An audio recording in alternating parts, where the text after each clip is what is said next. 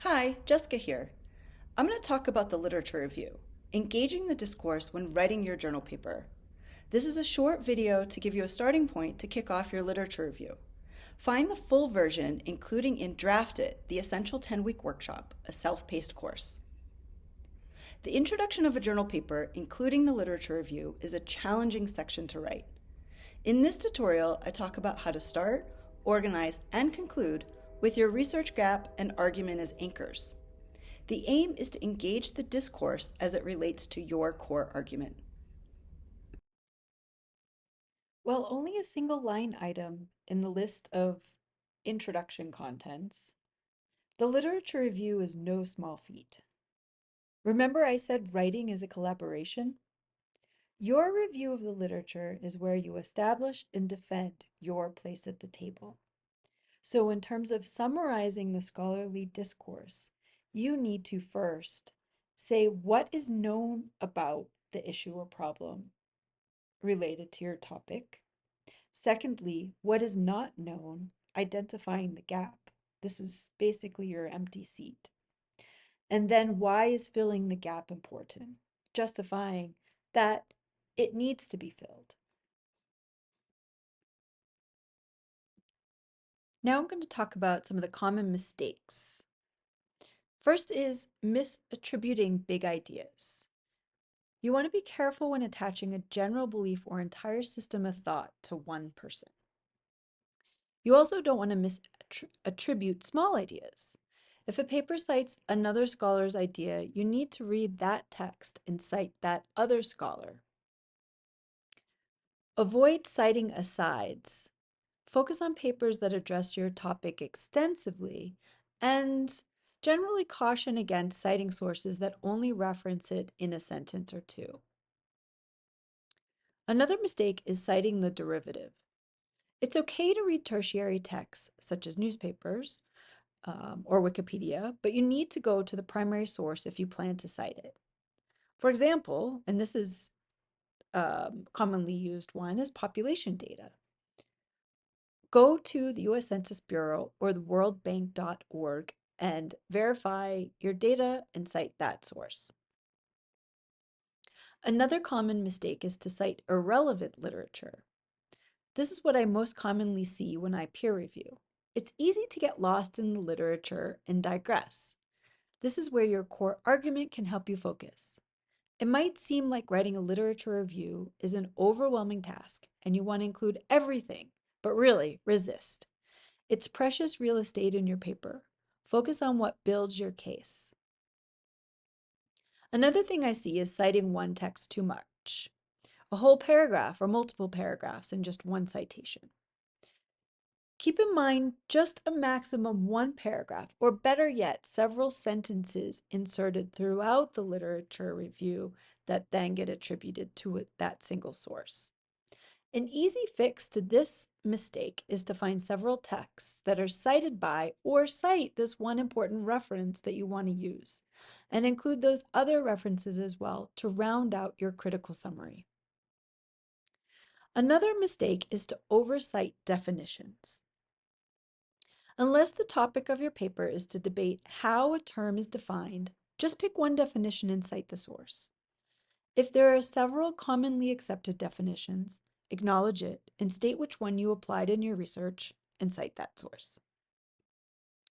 The next mistake is quoting too much. Your literature review is a critical summary, not a reproduction of what is published elsewhere. Lean into your expert interpretation and generally avoid direct quotes unless it's a definition or the quote is needed to make your point. Another problem is omitting citations. If you use a phrase like scholars argue that, or research shows that, you need to back it up with citations. My suggestion is to include one foundational source and 2 to 3 recent papers. Generally, I recommend no more than 5 references in one grouping. Select the most relevant and omit the rest. Another common mistake is to fail to update. Your references should include the current debate. It can take time between when you originally conducted your review of the literature then conducted the study, then analyze your data, and then wrote your paper and then publish it. It's okay, but you need to update. It's easy to do. So use Google Scholar to search for your important texts and click on the cited by link and limit the search to the last 2 years. The literature review is not your opinion, so cite sources. As an aside, there is evidence that the more you cite, the more your paper will be cited. That being said, refer to the previous common mistake of citing too much. Aim for 25 to maybe 45 references. The next common mistake, which is more common in the biomedical sciences, is to cite a paper that has been retracted. Just be aware that there is such a database. It's called retractionwatch.com, which lists such papers. If you're citing data-heavy papers, you might do a quick search just to be sure that what you're citing has not been retracted. Another mistake is to forget to cite yourself. If you've published previously on your topic, cite yourself. That being said, also lean into being prudent. If you have 5 papers already published on your topic, pick 1 to 2 most relevant that establish your authority. Citations are crucial to academic placement and promotion, but committees will weigh self-citation less. Another common mistake is to forget to cite other papers in the journal you want to publish in. If the journal you want to publish in has published papers on your topic, and they probably have, which is why you think it's a good fit, then cite them, but don't overdo it. Be mindful of including maybe 2 or 3. If you can't find any that fit, then it's probably not the right journal for you to publish in. Phew, okay, that was a lot. But I urge you to return to this list and double check if any have slipped into your literature review once you've drafted it. Well, that was a long list of common citation mistakes. I have just one major thing to be mindful of as you summarize the scholarly discourse and craft the conversation or debate that your argument intends to respond to. This is the straw man, or also referred to as a red herring. This is about creating an argument that misrepresents the real issue or debate. Often it is an attempt to bias the opposition toward a weaker point of view that is easier for you to win against. I've seen this again and again in manuscript site peer review. The easiest way to avoid the straw man is to avoid irrelevant information and focus on the real issue. So again, the straw man is really about oversimplifying or exaggerating the counter argument. And I urge you to argue the real. I've made the assumption that you know that a literature review is not a summary of the literature. But let me just make sure everyone is up to speed. A literature summary is a list of key points from a paper, whereas a literature review, what we are focused on, is a synthesis of the ideas across multiple papers. I bring this up because I have reviewed journal papers that summarize rather than review the literature. So it's time to go beyond a summary of the literature. The aim is not to cut and paste and link together a series of sources, but rather to elevate your own ideas as a logical conclusion based on your critical integration of the existing literature. So, while you've probably done some of this, I still encourage you to read, but not too much. First, you may or may not have to or want to summarize and cite the theoretical literature. However, everything is based on some sort of theory, so it's prudent for you to, at the very least, be aware of your foundation, even if you don't cite it. It will serve you well for this paper and future papers. Second, you probably have already reviewed the secondary literature extensively as part of your research grant or study proposal, so don't start from scratch. My suggestion, and this is my approach, is to find the 5 to 10 most relevant, recent, in other words, no older than 5 years, preferably newer than that, papers on your topic. Note foundational works as you read and scan references of those papers. Add a maximum 5 more papers to review. So at this point, you should have 10 to 15 papers.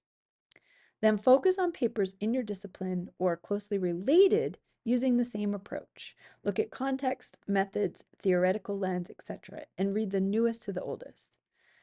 Hint, what I do is actually begin with the paper most closely matching my topic and expand my search by looking through the paper's most relevant citations, matching my topic as closely as possible. Then finally, the primary literature. I urge you to read it with care and take copious notes. Here are some hints to be efficient. First, read the abstract and keywords. Skim the introduction.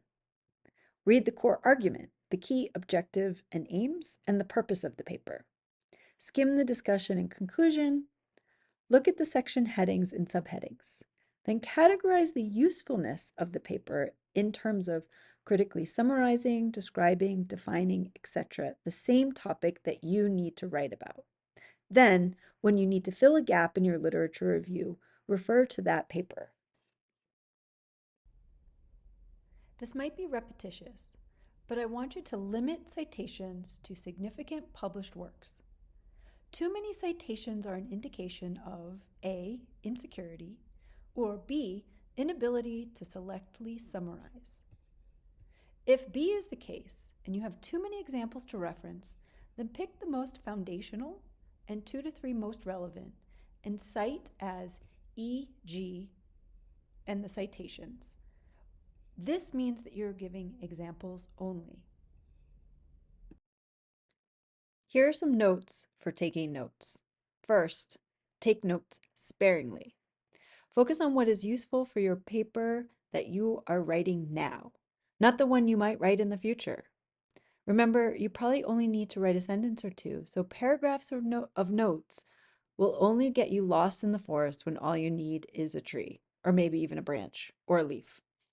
Skim, skip, and group papers by function. For example, case study example, application of methods, theoretical discourse, etc.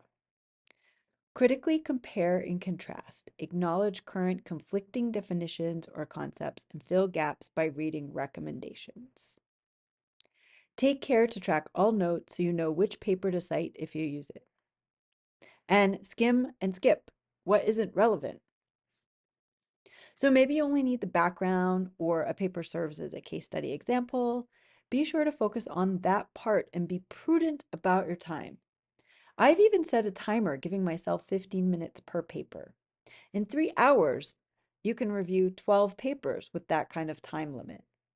It's easier if you group papers by function. That way, you're more quickly to see patterns, contradiction, gaps, being able to group things so that you can integrate across multiple sources.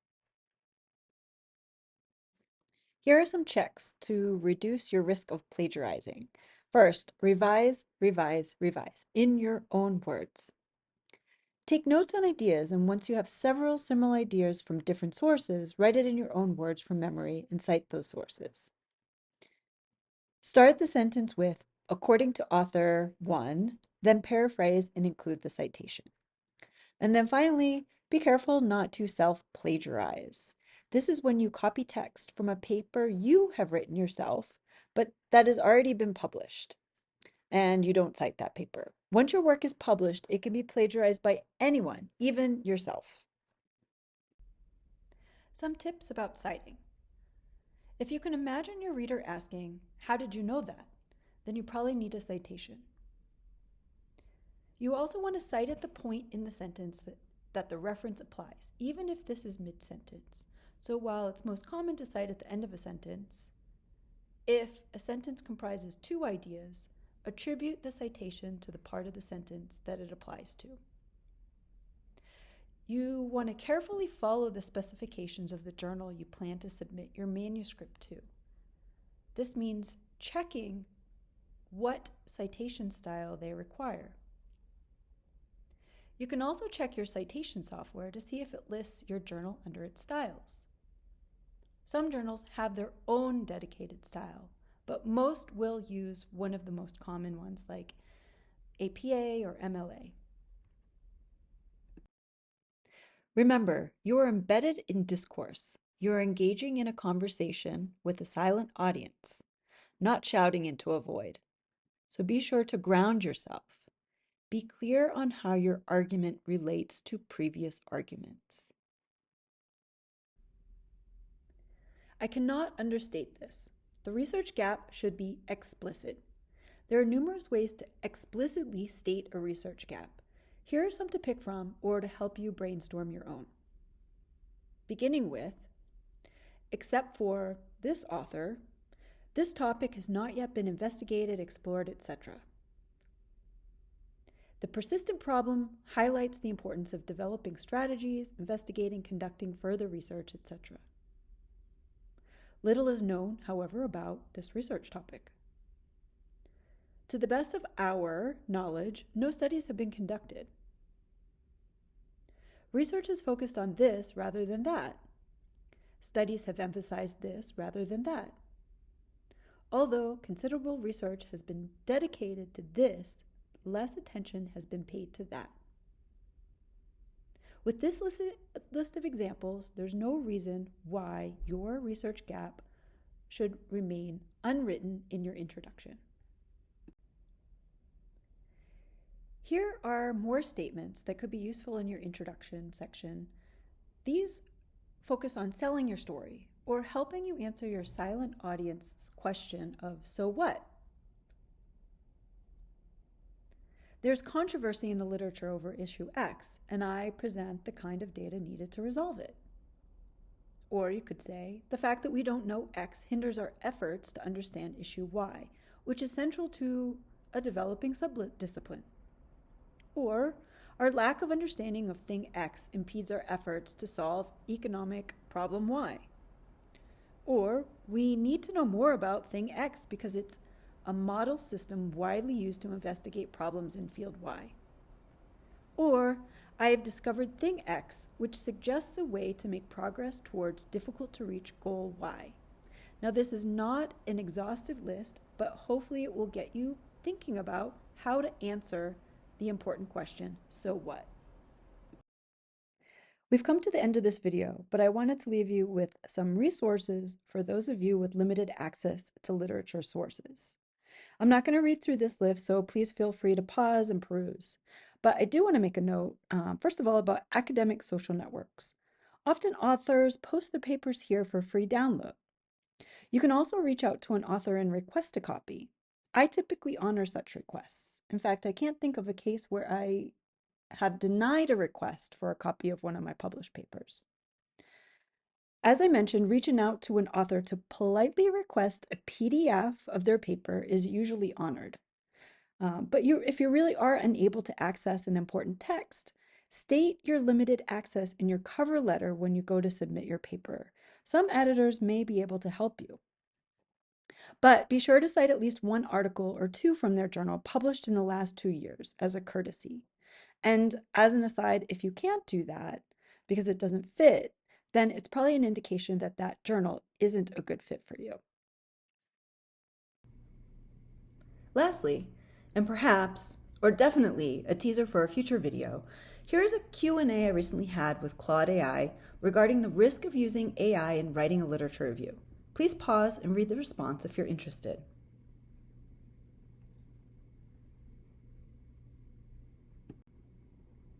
This video is a snapshot of a full-length tutorial on conducting and writing a literature review as part of Draft It, the Essential 10-Week Workshop, a self-paced tutorial to draft your journal paper from abstract to conclusion. The full version covers additional topics including refining your works cited, types of scholarly texts, citation guidelines and sources of bias in the published literature, plagiarism and how to avoid it, topic order, and a practical guide to preparing and writing your introduction, including the literature review. Find the link in my bio. Here are some references and resources.